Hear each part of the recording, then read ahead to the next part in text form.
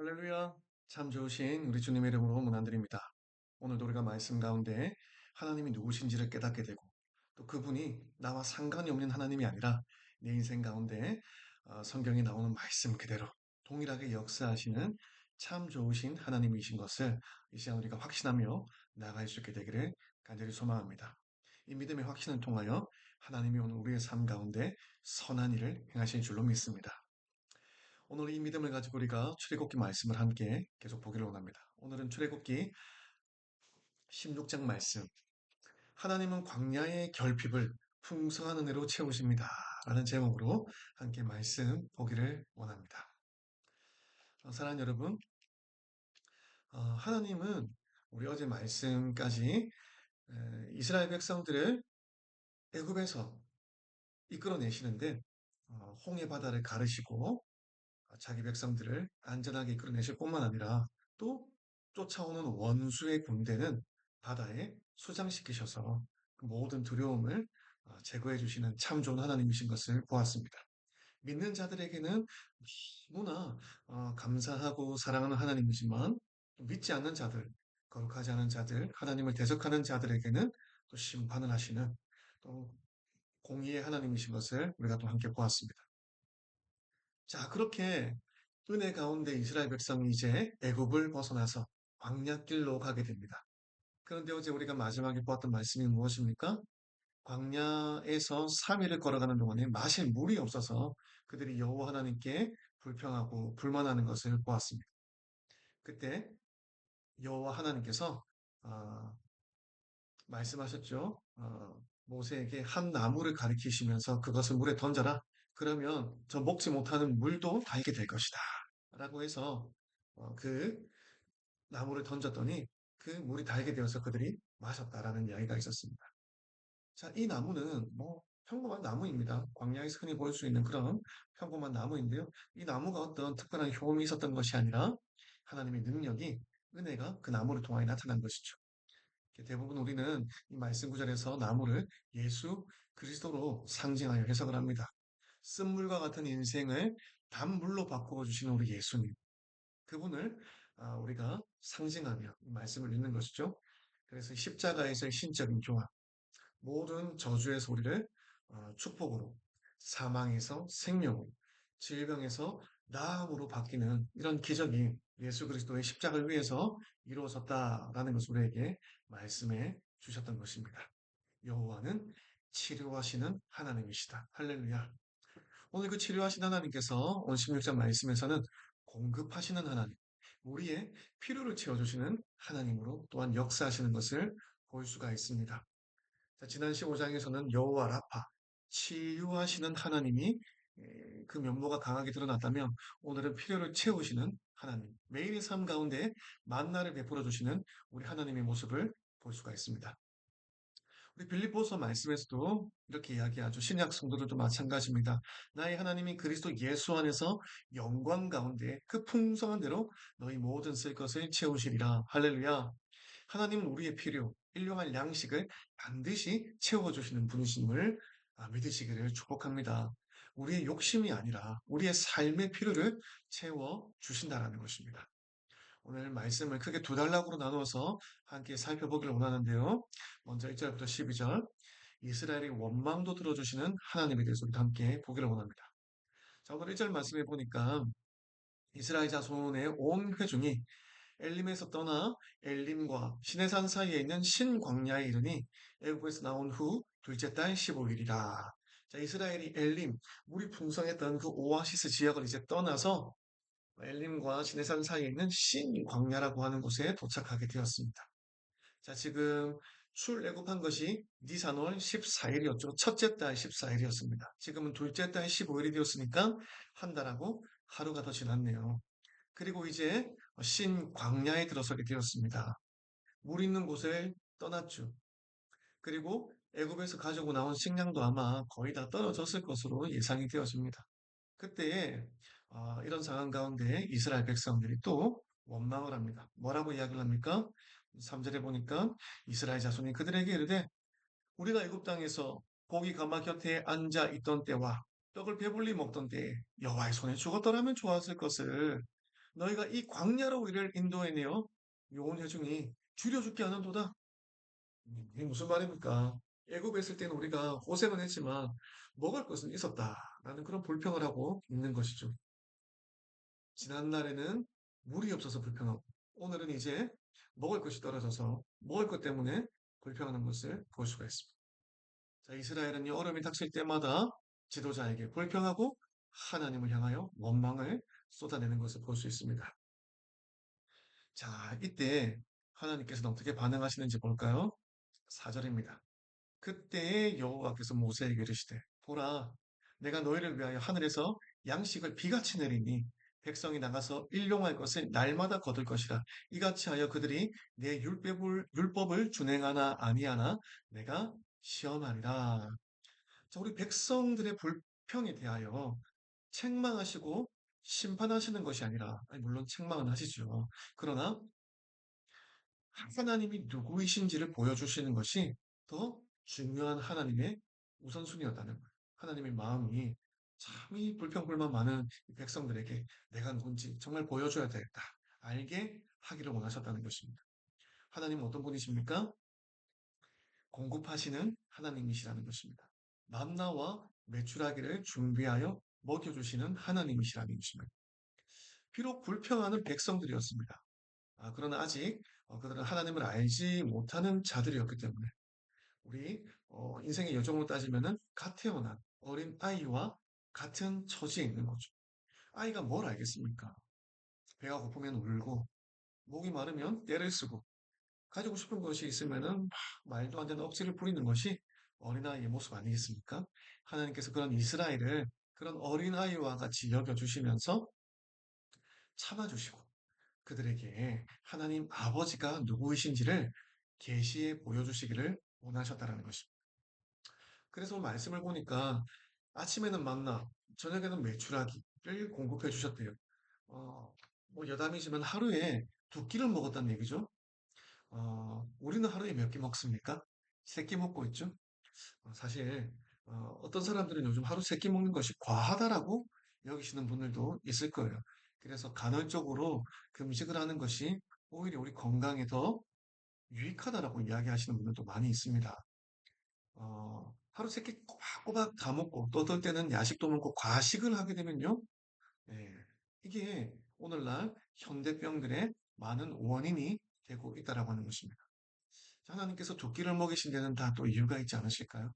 아침에 한 끼, 저녁에 한 끼. 여러분 어떠십니까?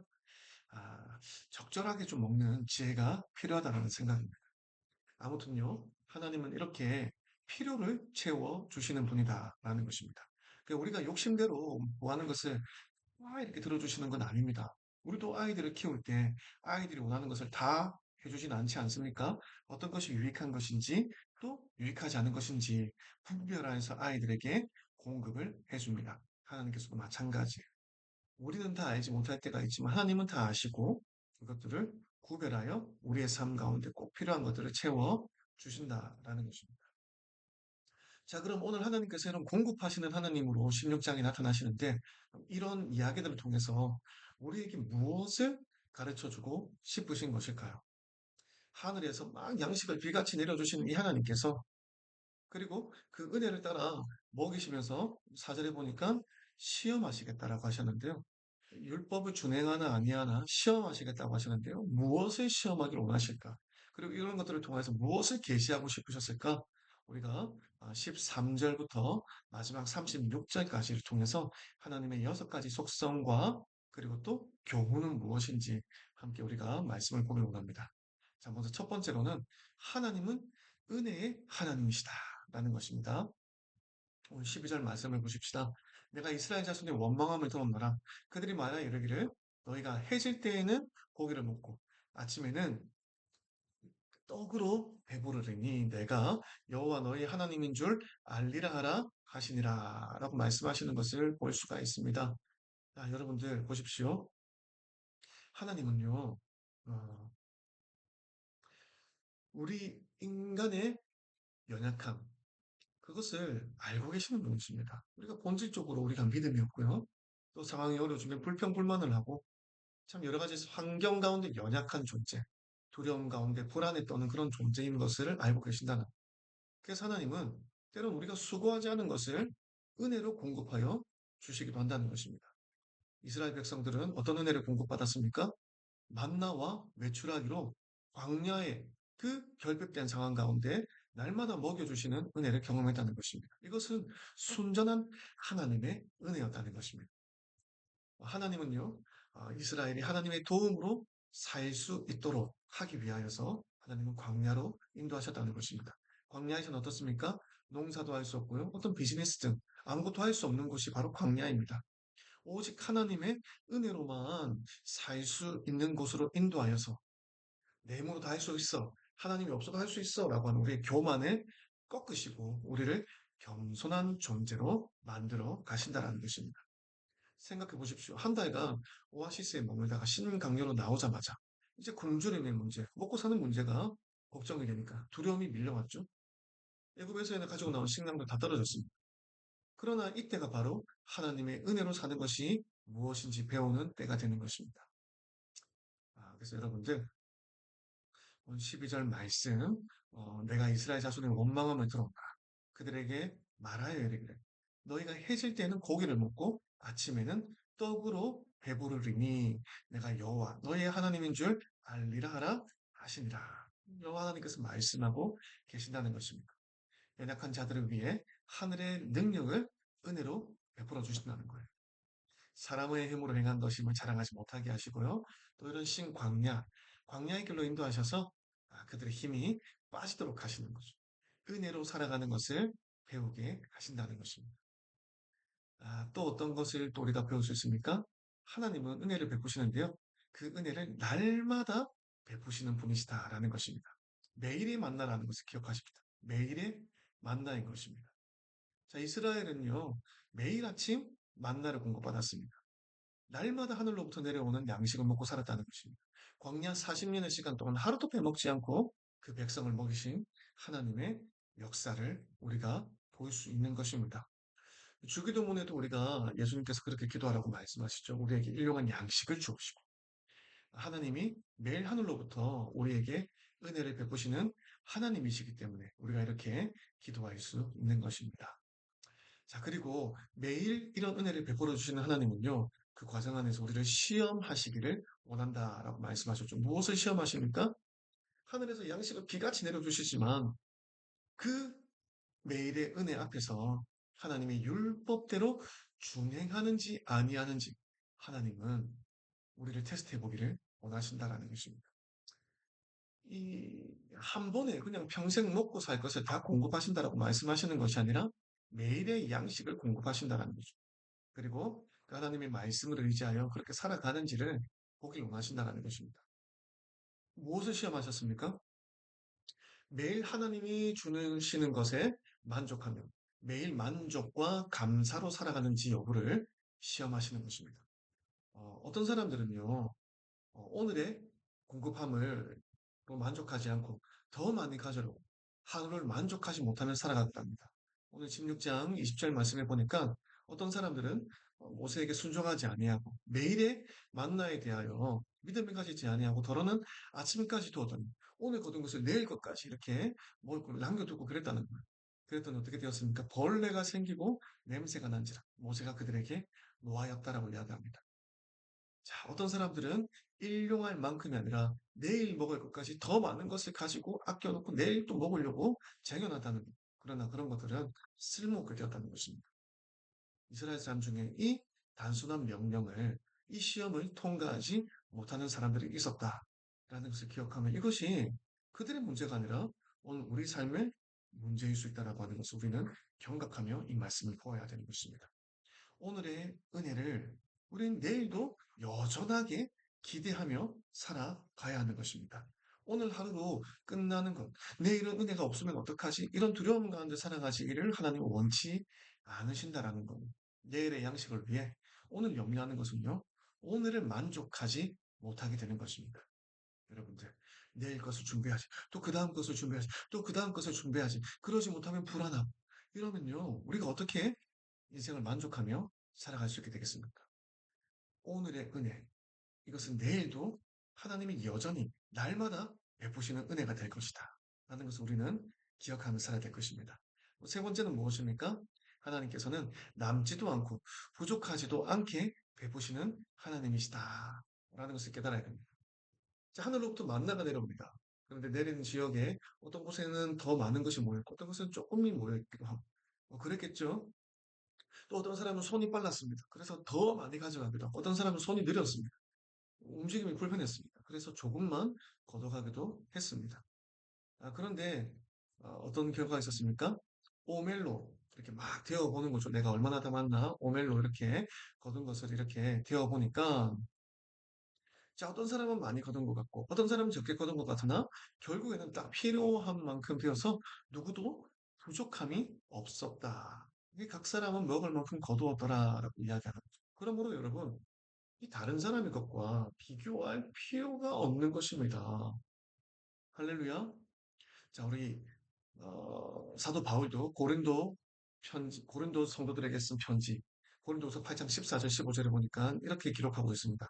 이제 너희의 넉넉한 것으로 그들의 부족한 것을 보충함은 후에 그들의 넉넉한 것으로 너희의 부족한 것을 보충하여 균등하게 하려 함이라. 기록된 것 같이 많이 거둔 자도 남지 아니하였고 적게 거둔 자도 모자라지 아니하였느니라 라고 이야기하고 있죠.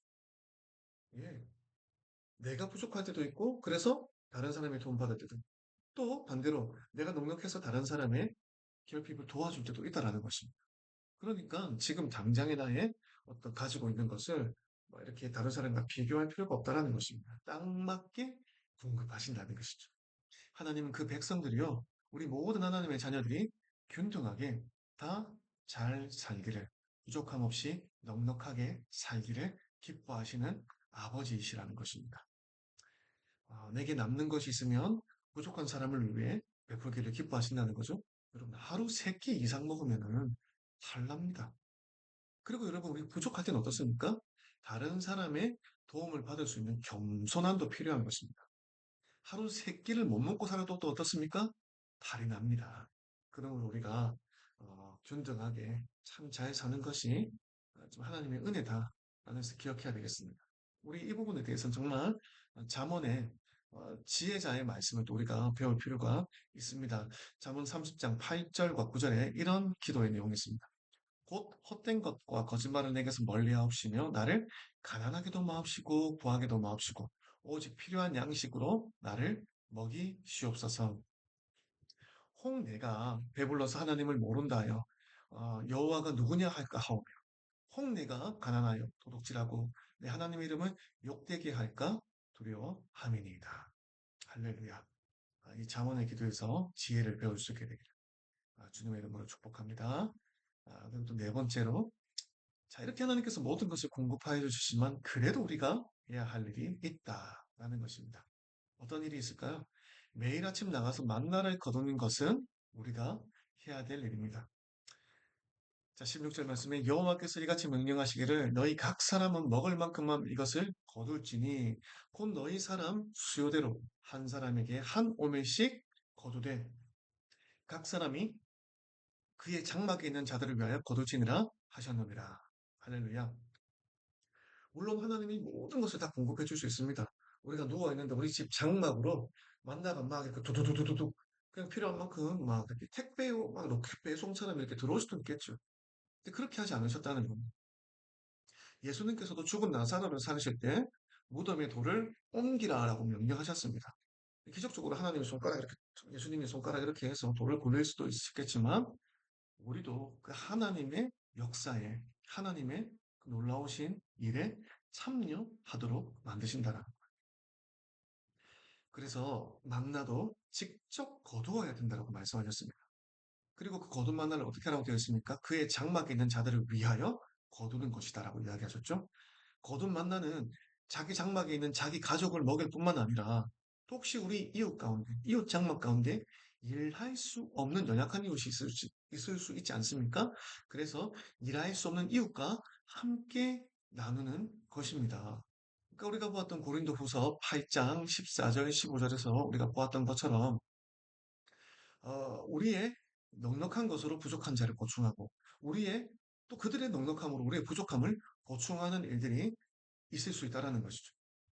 그래서 우리 장막에 있는 자들을 위하여 우리가 함께 내가 거둔다라고 하는 인식이 필요하다라는 것입니다. 사랑하는 여러분. 그래서 우리의 일하는 것은요, 신성한 것입니다. 노동은 신성한 것이에요. 모든 건강한 기독교 공동체에서는요, 노동은 신성한 것이라고 역사적으로 가르쳐 왔습니다. 우리는 일해야만 먹고 사는 것이고, 또 일하는 것이 하나님의 거룩에 참여하는 것이라는 것을 깨달아야 됩니다. 데살로니가 후서 3장 10절에도 뭐라고 이야기하고 있습니까? 우리가 너희와 함께 있을 때에도 너희에게 명하기를 누구든지 일하기 싫어하거든 먹지도 말게 하라 하였다니. 네, 일하는 사람이 먹으라는 것입니다. 그리고 일하는 것은 자기 자신만을 위하여 일하는 것이 아니라 우리 이웃을 위하여 또 우리가 함께 나누기 위하여 일하는 것입니다. 그러므로 하나님이 매일 공급하시지만 우리가 해야 될 일이 있다. 우리의 일이 있다라고 하는 것.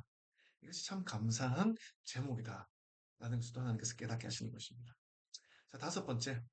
하나님은 또 안식을 명령하셨다라는 것을 기억하십시다.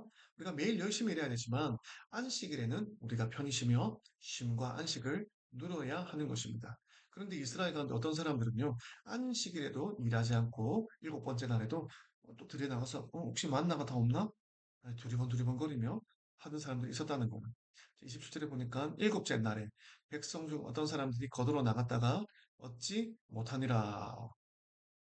자, 이 일에 대하여 여호와께서 뭐라고 하셨습니까? 모세에게 이르시되 어느 때까지 너희가 내 계명과 내 율법을 지키지 아니하려느냐라고 이렇게 참 너무 안타까운 거죠. 하나님이 말씀하신 대로 이렇게 하면 되는데 다 공급해 주시고 계시는데 또 이렇게 일곱 번째 날에 또 나가보는 애들이 있더라는 것입니다.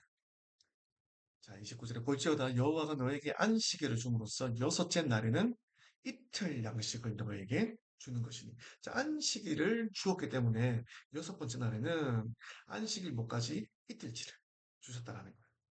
그러니까 너희는 각기 처소에 있고 일곱째 날에는 아무도 그의 처소에서 나오지 말라. 쉬라는 것입니다.